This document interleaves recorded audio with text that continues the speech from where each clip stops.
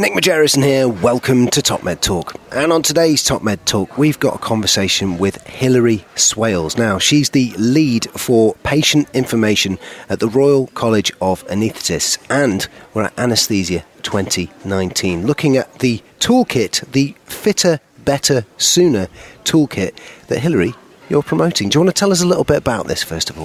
Yes, the Fitter, Better, Sooner toolkit was launched last October by the college, and it consists of an animation which is shown often now in pre-assessment clinics or could be shown in GP surgeries. It also consists of one generic leaflet and 6 fact sheets on the 6 most commonly performed procedures in the UK, just giving extra information across the preparation, the actual surgery itself, and importantly how they manage their recovery. I think the main thing about Fitter, Better, Sooner is that we're looking at patients who can make improvements to their health and activity levels and lifestyle. And we're seeing that these patients can actually recover from surgery more quickly with fewer complications. And I think it's patients taking an active role in the planning and preparation for their operation also make them feel more in control and get back to normal more quickly. So this is interesting to me personally on a personal level, because I have a friend who recently had problems with his back, and I'm the producer of Top Med Talk, so I've listened to all of our output and I've heard some of the pitfalls that patients can fall into, and he fell into them all. Good friend of mine, but he's saying to me, why don't they just fix it? You know, I don't want to know about it all. I don't need to know about anything about it. It's just like a car, isn't it? Just pop the bonnet, fix it, don't explain how, and tell me how much it costs, right? And, that he'd already paid, meaning because it's the NHS, he felt he'd already paid for it. He was a bit unreasonable about it, to be honest, and he's a good friend of mine. And I wondered then, how do I explain to people in just 3 concise points, this is important, this is an operation, this is something you're going to have to prepare for, and it's not like fixing a car. That's kind of an absurd analogy, really. I think cars are very much, one size fits all. Patients are all very, very different. And I think actually helping to show people the differences they can make themselves. Ideally, if they've got 2 or 3 months before their surgery, all the things they can do. Increasing activity is a huge proven aspect now, that those people increasing their activity levels have fewer complications from surgery. Improving their lifestyle. So people who smoke, if they can stop smoking beforehand, given a couple of months, actually it's not just chest infections and things that they can improve. Actually, smoking impairs tissue healing and can actually affect the immune response. And, having a couple of months before surgery, so stopping smoking, reducing alcohol consumption, that's another great thing that, again, it's not just the liver, it's actually looking at your immune response and wound healing as well. It's interesting you say about smoking. He has actually stopped smoking post-operation. What happened is he pushed ahead. He had his operation, but he did it privately, and he did stop smoking, as a result of me hectoring him and saying, look, these things are proven now, right? The debate's kind of over with a lot of it. What do you say to people who are perhaps a little bit like me, who actually don't really want to know what's going to happen to them, right? I think there's a range of individuals, clearly. Some want to know the most detail. Others, people really don't want to know much. But I think actually one of our big national snapshot studies did show that anxiety is the most frequently cited as the worst aspect of the perioperative experience. And actually information helps reduce anxiety.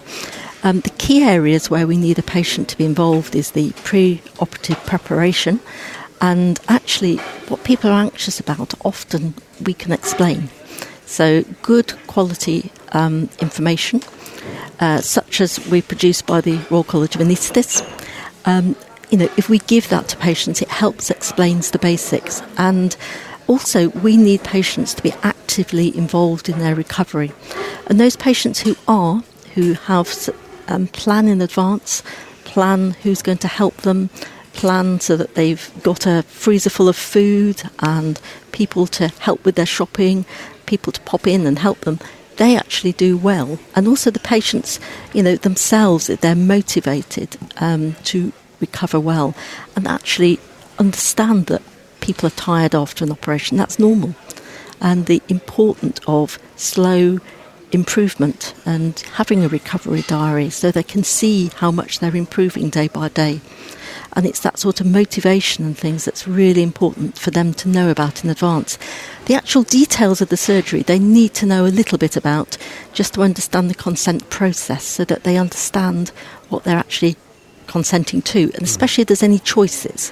But if there's no choices, to an extent, they probably don't need to know too much of the detail if they don't want to. Mm-hmm. But I think the important thing is they do understand all that can be done in advance, especially we're increasingly seeing all that can be done with increasing activity, losing weight, all those sort of aspects. And actually it's proven now how much it can reduce your complication rate if you become fitter. See, this pack that we've got here, this tool pack, or toolkit, should we call it, Fitter, Better, Sooner, Preparing for Surgery. All of this information is available on the Royal College of Anaesthetists website. But what I think's interesting about it as well is that this hammers home key messages that we frequently come back to here on Top Med Talk. And I'm wondering, is this something that you think this information is applicable perhaps globally, because obviously it's for the UK, but is it something that maybe people who are listening in America or Australia or other parts of the world? It could well be. And I think the important thing that this information is that, patients facing surgery, it's a teachable moment. This is their chance to improve their health, their lifestyles, any comorbidities, if they can manage them better, optimise them with their physicians. And this hopefully will improve their health and recovery from this operation. But if patients can see the benefits of the improved fitness, the weight loss, the other measures, and actually take that forward, and this is a lifestyle change potentially for life, that's hugely important. It is very generic, the information we're giving. So yes, it is applicable in different healthcare systems worldwide. There will be slight differences as to the actual surgical pathway, but this is very generic information and yes, very applicable anywhere. I recommend that listeners to Top Med Talk have a look at this, the Fitter, Better, Sooner toolkit. We'll put links in the show notes to this podcast so you can find out more about it. So when exactly was this rolled out, and who gets it, and how does that all work? This was launched by the college August of last year, so August 18, and it's very much designed to be used by anaesthetists, but it's people we're wanting to get this is patients, and really we're wanting them to get it as early in their surgical pathway as possible. We are giving it out in pre-assessment clinics in hospitals, and they're having on the monitors, we're having the animation shown, but really ideally if we could get this out to patient groups better, and ideally having the animation shown in general practice in the surgeries while people are waiting will be fantastic, so that actually patients, when they first become patients, can actually have the benefit of this information, and then that will give them 2 or 3 months lead in when they can actually make meaningful changes. That's right. There's a wonderful video that we'll also link to which encompasses the Fitter, Better, Sooner package that we're talking about here. About 9 minutes in length, certainly worth watching, and so that's available in the pre-op assessment clinics. Not everywhere. That's what we're encouraging people to do, and it's downloadable from the college website, and the college can give any support that is needed. But yes, it's about 9 minutes long, and the idea is that if it's playing in a waiting room, people can dip in and dip out of it. So waiting rooms, GP surgeries, anywhere where patients are waiting.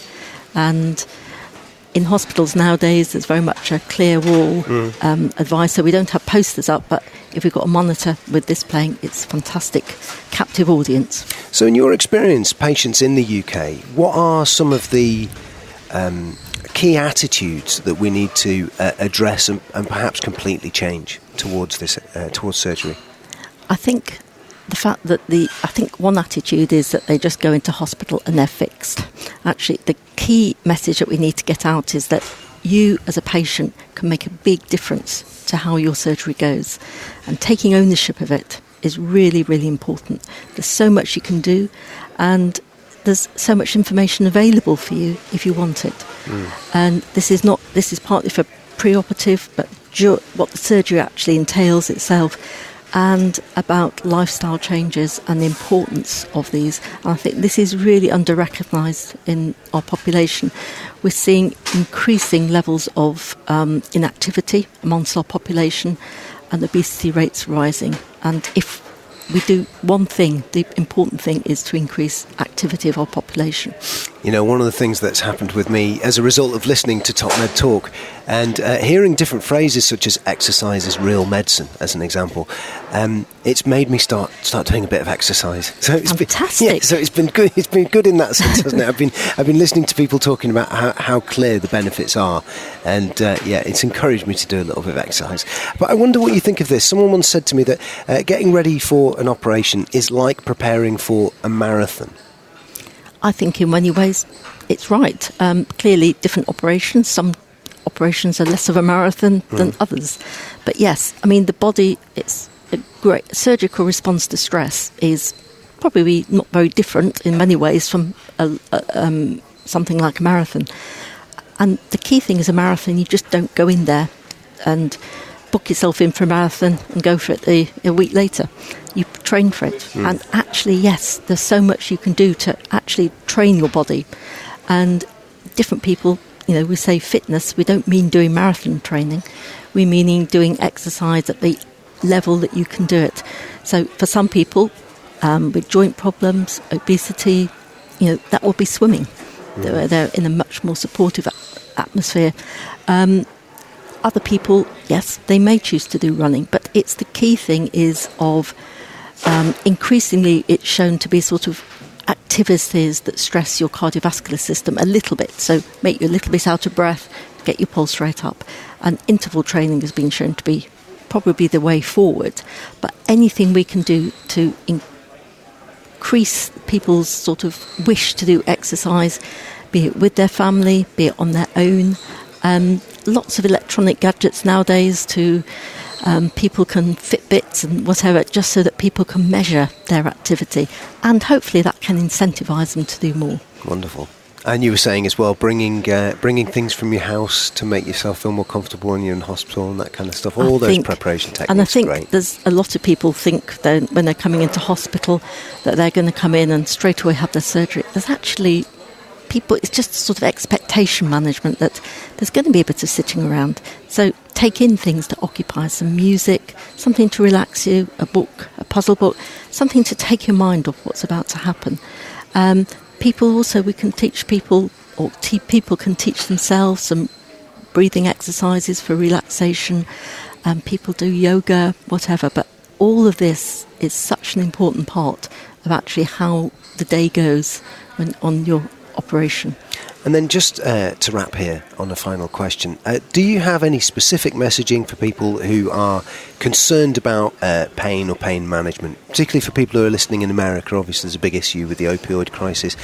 How is it that we overcome this idea that it's the so-called fifth vital sign, which I think not a lot of people like that idea anymore?